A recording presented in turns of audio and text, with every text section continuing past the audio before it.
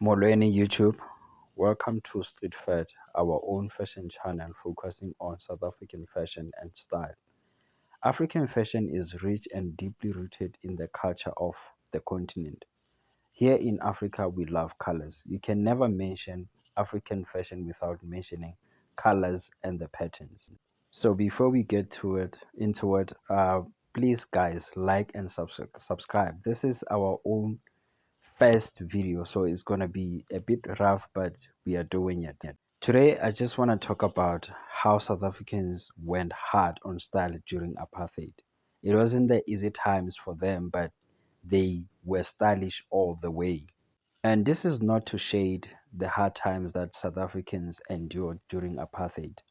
This is to appreciate how they paved the way for us fashion people in South Africa.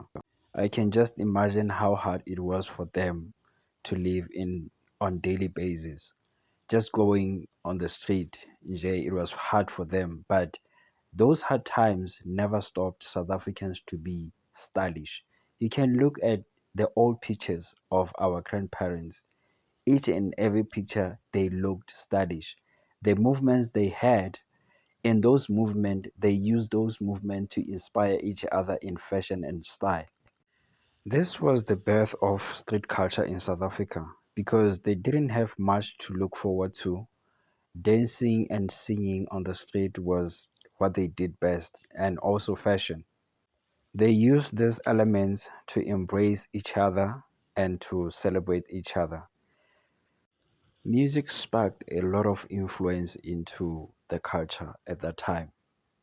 Things were not as easy as they are today, as today you can be influenced by just looking at your phone. At that time, you have to go to the shows and watch Miriam Makeba perform live, and you get to see who's was wearing who and who was with who and all that.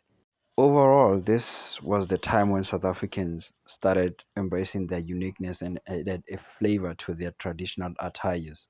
At that time, traditional attires were no longer just like traditional attires only. It was the outfits.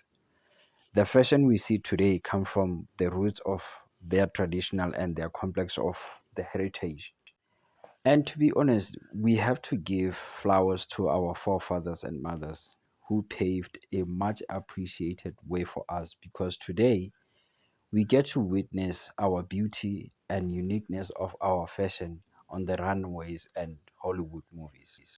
One fashion brand that is making waves into the world of fashion is Amaxhosa by Laduma. In this brand, you get to see the mix of Amaxhosa attire and the Sotho blankets mixed together to form the beauty of South African fashion.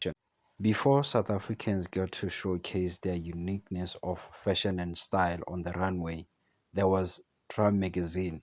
The Drum magazine defined the Afro look as a source of style that blended local textile and detailing, linking technique with popular Western silhouettes.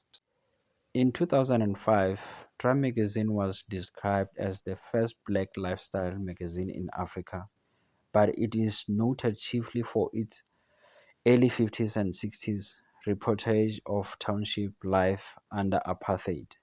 So shout out to Time Magazine for being the source of inspiration during the tough times of South Africans, because it was by that time that people get to see the uniqueness of our style and fashion sense, and also to spark the inspiration amongst the South Africans and their uniqueness, and to actually embrace the uniqueness that we had, and we are also continuing to say we've got style and we will always have style. We are the people of color because we love colors.